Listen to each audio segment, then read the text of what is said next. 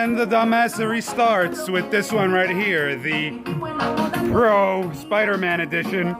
They decided to put a different port on the opposite direction. They say it doesn't power on. Gotta open it up and see what the hell happened here. We didn't even start opening this thing up and we got solder splatters all over the fucking shell. Lord have mercy.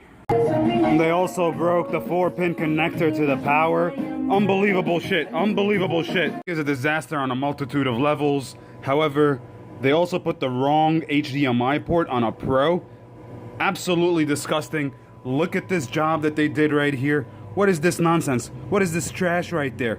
That you can't be charging customers like this. You can't do that to customers. That's unbelievable. Let's fix it. And of course, we removed the port and they already ripped the pad right here. We're gonna have to retrace this one pad right here at the end because that's HP. Alright, so this is part 2 of the special edition. The Spider-Man special edition, that red one that we were working on. We put the HDMI port, it looks great, but now we have to fix that trace right there. They broke that trace right there at the end. That's HPD, so that's HDMI, high definition, the signal detect for the TV.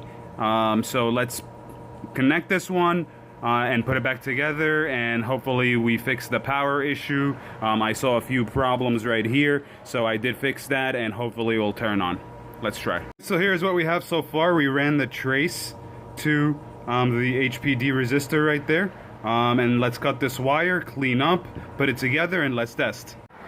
And there you have it, folks. We powered it on. We got something on the screen.